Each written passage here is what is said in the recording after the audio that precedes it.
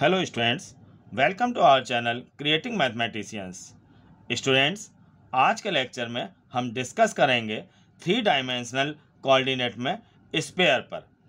Students, मैं पूरी 3 dimension coordinate को, जिसमें स्फीयर, कोन और सिलेंडर टॉपिक्स होंगे, कुछ पार्ट्स में कवर करूंगा। इसी कड़ी में आज हम स्फीयर के ऊपर डिस्कशन करेंगे। स्टूडेंट्स, सबसे पहले तो मैं आपको ये बता दूं कि स्फीयर काफ़ी कुछ 2D में जो आपने सर्किल पढ़ा है वैसा ही है। तो यदि आपको सर्किल क्लियर है तो आपको स्फीयर में ज़्यादा प्रॉब्लम नहीं होगी। तो आइए शुरू करते हैं आज का लेक्चर। सबसे पहले हम देखते हैं कि स्फीयर की डेफिनेशन क्या है। स्फीयर एक ऐसे पॉइंट का लोकस होता है जो कि एक फिक्स पॉइंट से हमेशा इक्वल डिस्टेंस यानी कि कांस्टेंट डिस्टेंस पर मूव करता है। इसको आप जरा फिगर से समझिए, जैसे कि ये कोई एक फिक्स पॉइंट है, इसको हम एक फिक्स पॉइंट मान ले रहे हैं, और इधर ये कोई एक मूविंग पॉइंट है जो कि मूव कर सकता है। अब ये मूव करेगा तो इस कंडीशन पर करेगा कि इसकी हमेशा इस फिक्स पॉइंट से डिस्टेंस इक्वल रहेगी। जैसे ये यहाँ आया तो इसकी ये डिस्टेंस यहाँ आया, इस तरीके से इसकी कुछ कंडीशंस जो भी हैं वो मैं बता रहा हूँ आपको। यहाँ आया तो इस फिक्स पॉइंट से इसकी डिस्टेंस जो है वो हमेशा इक्वल रहेगी। अब यहाँ पर इन सारी इनकी पोजीशंस को अगर हम मिला दें इस तरीके से, तो हमको एक स्फीयर इस तरीके से मिल जाएगा। तो आप ये समझ गए होंगे कि क्या यहाँ पर इसकी डेफिनेशन है। मतलब कि ये जो मूविंग पॉइंट है वो हमेशा इस प्रकार से मूव करेगा कि इसकी इस फिक्स पॉइंट से हमेशा डिस्टेंस जो है स्पेस में वो इक्वल रहेगी हर पॉइंट पर। तो यहाँ पर ये जो हमारा फिक्स पॉइंट है ये इस स्फीयर का सेंटर होगा, और इस मूविंग पॉइंट से इस फिक्स पॉइंट की जो भी डिस्टेंस होगी वो रेडियस होगी। ये फिक्स पॉइंट जो है वो हमारा सेंटर होगा। तो ये तो रही इसकी डेफिनेशन। अब हम आते हैं इसकी इक्वेशंस पे। तो इक्वेशंस कुछ फॉर्म में अलग अलग हैं, उन सबको आप समझिएगा। यहाँ पे इक्वेशंस ऑफ स्फीयर, पहला यहाँ पर देखिए कि जैसे कोई स्फीयर है उसका सेंटर जो है वो हमारा यहाँ पर 0 0 0 है। ये सेंटर इसका 0 0 0 है, मीन्स की ओरिजिन है। इस तरीके का कोई स्फीयर है और इसकी रेडियस हम मान लेते हैं कि r है। तो यहाँ पर इसकी equation x² plus y² plus z² equal to r² हो जाएगी।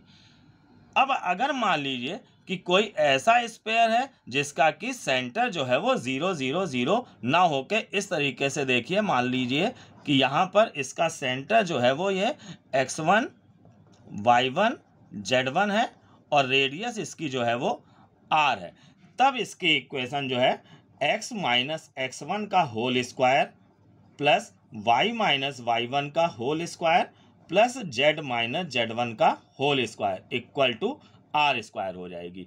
तो ये तो सेंटर और रेडियस फॉर्म में स्फीयर की इक्वेशन हो गई। अब देखिए यहाँ पे डायमेट्रिक फॉर्म है। डायमेट्रिक फॉर्म में क्या है कि अगर किसी स्फीयर के दो यहाँ पर डायमीटर के जो एंड पॉइंट होते हैं, मान लीजिए कि ये कोई स्फीयर है, इसका ये डायमीटर हो गया, इसके एंड पॉइंट के कोऑर्डिनेट्स x1 y1 और z1 और x2 y2 z2 हैं। तो इसकी equation x minus x1 into x minus x2 plus y minus y1 into y minus y2 plus z minus z1 into z minus z2 equal to 0 होगी।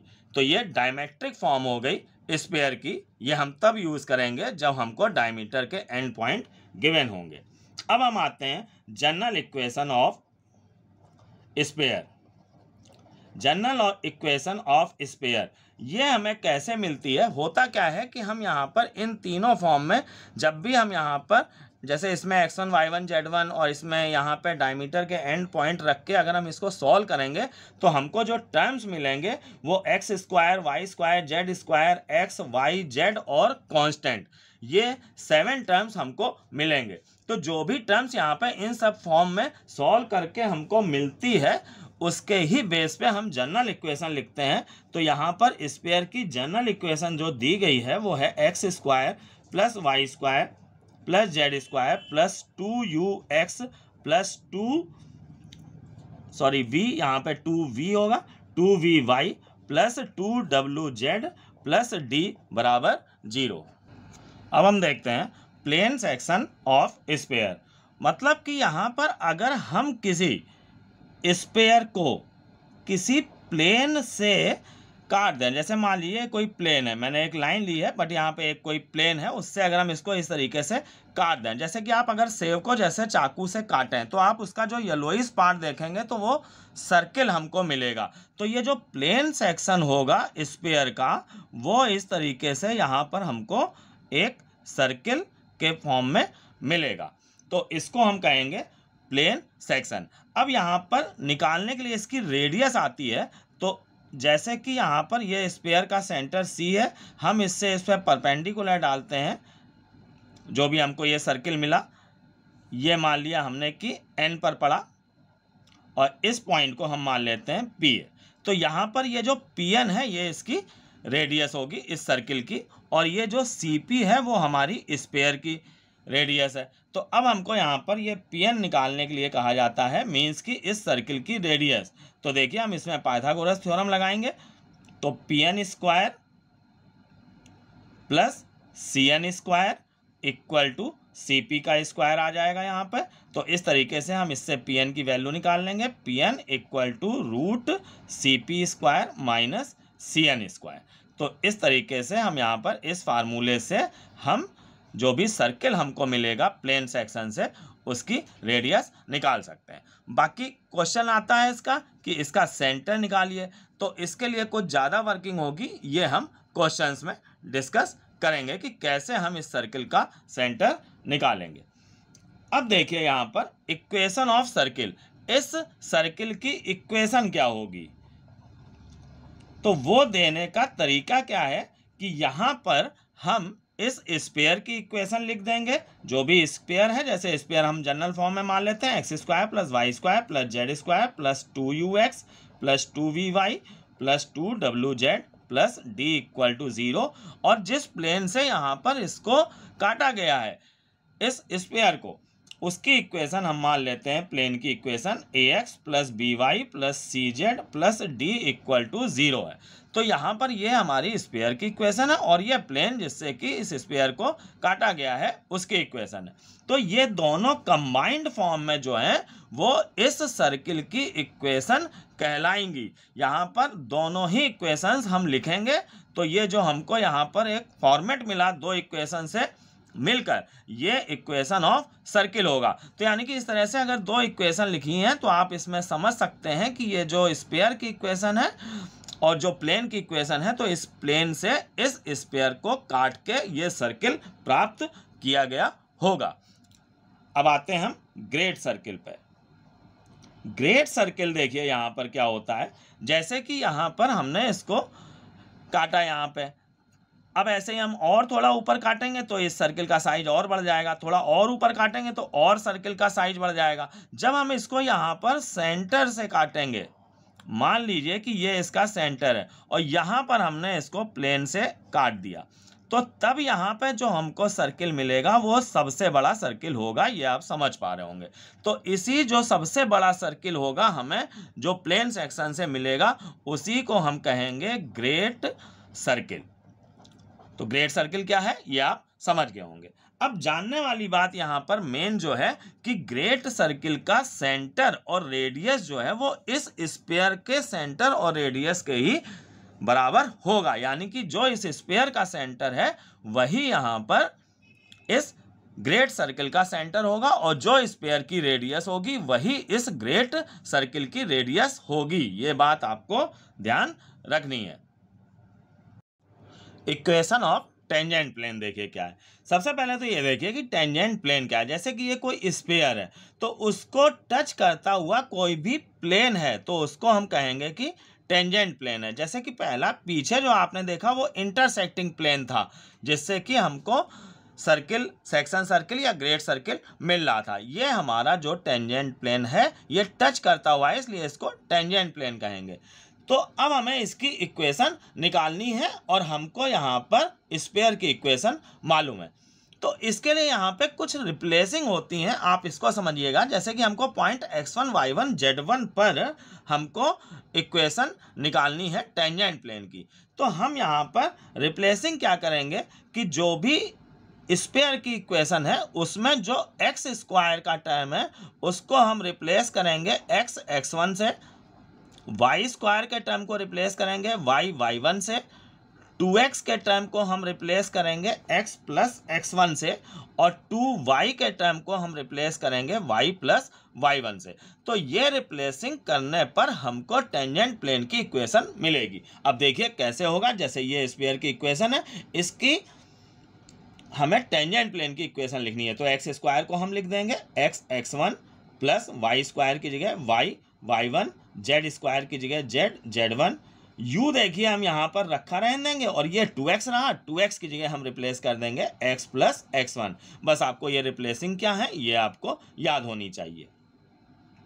Plus ऐसे यहाँ पर देखिए ये v हमारा रखा रहेगा और 2y इसकी जगह हम रिप्लेस कर देंगे y प्लस y1। अब ऐसे ही यहाँ पर W रखा रहने देंगे और 2z, वो मैंने यहाँ पे लिखा नहीं है, आप समझ रहे होंगे। 2z इसकी जगह हम रिप्लेस कर देंगे z प्लस z1 और प्लस d इक्वल टू 0। तो इस तरीके से ये हमको मिल जाएगी टेंजेंट प्लेन की equation at the point x1 y1 z1।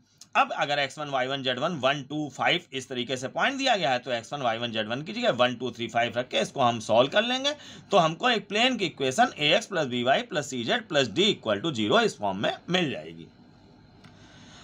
एक और कंडीशन यहाँ पे होती है, जैसे टेंजेंट प्लेन है तो इसके सेंटर से, स्फीयर के सेंटर से इस टेंजेंट प्लेन पे जो परपेंडिकुलर डाला जाएगा वो इसकी रेडियस के बराबर होगा, यानी कि परपेंडिकुलर इक्वल टू रेडियस। ये भी एक कंडीशन बनती है जिसके ऊपर की क्वेश्चंस बनते हैं, अच्छे क्वेश्चंस। इनको हम जब क्वेश्चन देखेंगे तब यहाँ पर कैसे यूज करेंगे तभी इस पर डिस्कस किया जाएगा।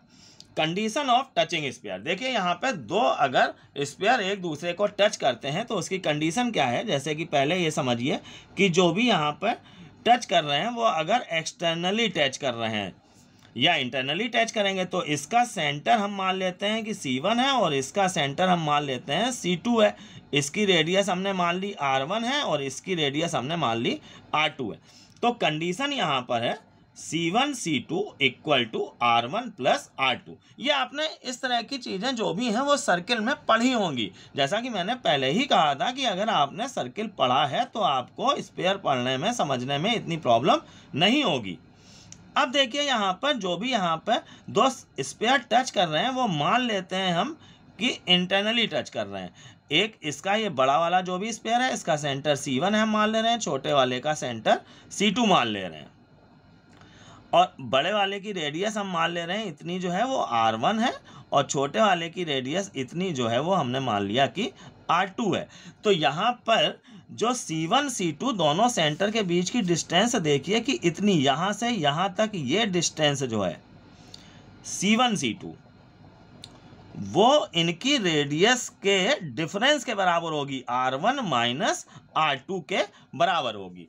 तो ये कंडीशन है टचिंग स्फीयर्स की। अगर एक्सटर्नली टच कर रहे हैं तो C1 C2 उन रेडियस के सम के इक्वल होगा और अगर इंटरनली टच कर रहे हैं तो C1 C2 मीन्स की सेंटर्स के बीच की डिस्टेंस जो है वो रेडियस के डिफरेंस के इक्वल होगी। अब हम आते हैं angle of intersection of to spheres. तो देखिए यहाँ पर दो स्फीयर हैं मान लेते हैं और ये इस तरीके से इंटरसेक्ट हो रहे हैं। अब इनके बीच का एंगल निकालना है। तो सबसे पहले तो इन दोनों इंटरसेक्टिंग जो ये स्फीयर हैं इनके बीच के एंगल का मतलब ये है कि उनके इंटरसेक्शन पॉइंट पे, जैसे कि ये इंटरसेक्शन पॉइंट है, इन पे जो टेंजेंट प्लेन है उनके बीच का एंगल, ये इसका टेंजेंट प्लेन हम मान लेते हैं इस वाले स्फीयर का, और इस वाले स्फीयर का ये हम टेंजेंट प्लेन मान लेते हैं। तो इनके बीच का जो एंगल होगा वही यहाँ पर इन दोनों स्फीयर के बीच का एंगल कहलाएगा। अब हमें ये निकालना है, इसको हमने मान लिया कि ये एंगल जो है वो थीटा है। तो देखिए ये यहाँ पर इसका सेंटर हमने मान लिया C1 है, इसका सेंटर हम मान ले रहे हैं C2 है। ये मैं आपको बता दूं कि ये जो भी जाएंगे ये सेंटर से ही जाएंगे टेंजेंट प्लेन। तो अब इनके बीच की डिस्टेंस ये मैंने मान लिया कि D है। ये देखिए ये R1 होगा, इतना इसकी रेडियस, और इतना ये जो है वो R2 होगा। मैं यहाँ पे लिख देता हूँ, इसकी रेडियस R1 और इसकी R2। अब हमें इनके बीच का एंगल निकालना है, तो इसमें हम कोसाइन रूल यूज करेंगे। Cos theta equal to R1 का स्क्वायर प्लस R2 का square minus D square upon 2R1 R2। ये कोसाइन रूल हमने यूज किया, इससे ये यहाँ पर इनके बीच के एंगल के लिए फार्मूला हमको मिल गया। अब अगर मान लीजिए कि ये ऑर्थोगोनली कट करते हैं, ऑर्थोगोनली मीन्स कि इनके बीच का एंगल 90 डिग्री है, ये भी एक इंपॉर्टेंट कंडीशन बनती है। तो अगर इनके बीच का एंगल 90 डिग्री है तो यहाँ पे देखिए हम cos 90 जब रखेंगे तो ये हमारा 0 हो जाएगा, ये इधर जाके पूरा 0। तो इस तरीके से हमको इफ थीटा इक्वल टू 90 यानी कि ऑर्थोगोनली इंटरसेक्ट कर रहे हैं तो हमको कंडीशन मिल जाएगी R1 square plus R2 square equal to D square. इस तरीके से हमको कंडीशन मिल जाएगी, या हम सीधे यहाँ पे इस ट्रायंगल में पाइथागोरस थ्योरम तब लगा सकते हैं, तो भी देखिए ये D square equal to R1 square plus R2 square आ जाएगा। तो इस तरीके से ये पूरा हमारा स्फीयर का कॉन्सेप्ट कंप्लीट होता है। स्टूडेंट्स अब हम आते हैं यहाँ पर इनके क्वेश्चंस पे। क्वेश्चंस ये बहुत अच्छे और जो भी इंपॉर्टेंट क्वेश्चंस है हर टाइप के मैं क्वेश्चंस आपको बताऊंगा, जिससे कि आपका पूरा स्फीयर जो है वो कवर हो जाएगा। बट मैं आपको ये बता दूं कि बहुत इजी जो क्वेश्चंस होंगे कि आप सेंटर निकालिए, रेडियस निकालिए, इस तरह के क्वेश्चंस मैं बता के आपका समय नहीं बर्बाद करना चाहता हूं।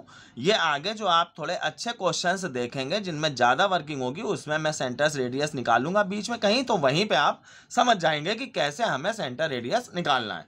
तो मैं कुछ सेकेंड लेवल क्वेश्चंस पे आता हूँ।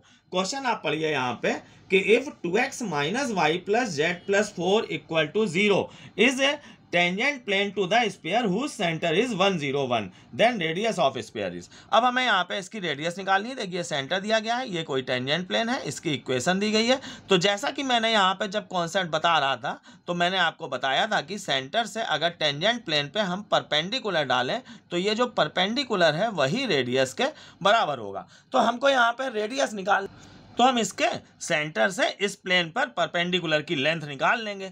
तो अब यहाँ पे परपेंडिकुलर की लेंथ के लिए हमारा फार्मूला है, ये हमने प्लेन में पढ़ा है, P equal to AX1 plus BY1 plus CZ1 plus D upon root A square plus B square plus C square.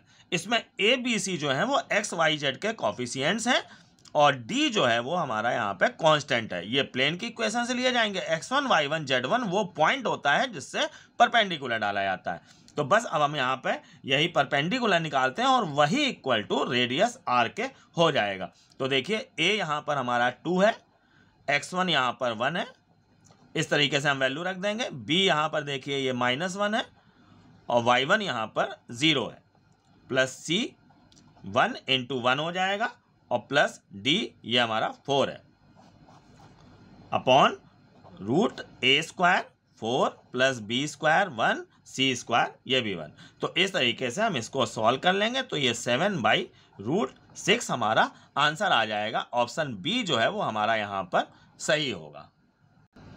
Question number 2 देखिए यहाँ पे, फॉर द सरफेस, एक यहाँ पे स्फीयर की इक्वेशन दी गई है, स्फीयर को यहाँ पे सरफेस बोला गया है, स्फीयर एक सरफेस ही होता है। तो एक इक्वेशन दी गई है, इसके पॉइंट 1 2 -1 पर हमको टेंजेंट प्लेन की इक्वेशन निकालनी है। तो जैसा कि मैंने जब कॉन्सेप्ट बता रहा था तो बताया था कि यहाँ पर टेंजेंट प्लेन की equation at point x1 y1 z1, मतलब कि x1 y1 z1 पॉइंट पर टेंजेंट प्लेन की इक्वेशन चाहिए। तो हम रिप्लेसिंग करेंगे, यहाँ पे एक्स स्क्वायर की जगह x1 प्लस 2 रखा रहेगा, वाई स्क्वायर की जगह y1, 3 जेड स्क्वायर की जगह z1 इक्वल टू 12। तो ये पॉइंट x1 y1 z1 पर टेंजेंट प्लेन की इक्वेशन हो जाएगी। बट अब हमको यहाँ पे क्वेश्चन में निकालनी है 1 2 -1, इस पॉइंट पर टेंजेंट की इक्वेशन निकालनी है। तो हम अब यहाँ पर x y z की जगह सॉरी x1 y1 z1 की जगह ये पॉइंट रख देंगे तो 1 रखेंगे तो ये हमारा x आ जाएगा, 2 रखेंगे तो ये हमारा 4y आ जाएगा, और जब हम यहाँ पे z1 की जगह -1 रखेंगे तो ये माइनस का 3z इक्वल टू 12 आ जाएगा। तो इस तरीके से ऑप्शन ए जो है वो हमारा यहाँ पर सही होगा। नेक्स्ट क्वेश्चन में आते हैं। देखिए यहाँ पे हमको दो स्पेयर की इक्वेशंस दी गई हैं और 4 ऑप्शन है। हमें ये पता करना है कि ये एक्सटर्नली टच करते हैं या इंटरनली टच करते हैं या ऑर्थोगोनली इंटरसेक्ट करते हैं। तो जो भी है उसके लिए हमको यहाँ पर सबसे पहले कंडीशन निकालनी होगी, देखनी होगी कि C1 C2 दोनों के बीच, सेंटर्स के बीच की डिस्टेंस और R1 + R2 यानी कि रेडियस का हम सम निकालेंगे, और अगर ये बराबर होता है तो एक्सटर्नली टच करेगा, डिफरेंस अगर C1 C2 के बराबर होता है तो इंटरनली टच करेगा। तो सबसे पहले हम ये काम करते हैं कि इनके सेंटर और रेडियस निकालते हैं।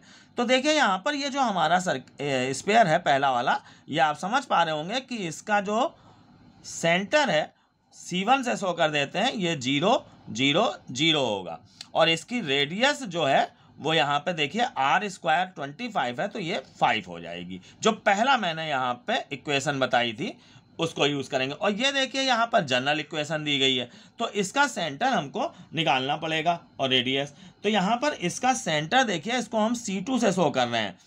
तो अगर हम इसको कंपेयर करेंगे तो देखिए U जो है वो -12 होगा, V जो है वो -20 होगा, आधा कर देते हैं। देखिए ये 2UX से इसको कंपेयर करेंगे, 2VY 2WZ और ये D हमारा 225 हो जाएगा। जो मैंने जनरल इक्वेशन बताई उससे आप इसको कंपेयर करके U, V, W और D की वैल्यू निकालेंगे, बहुत ईजिली ये काम हो जाएगा।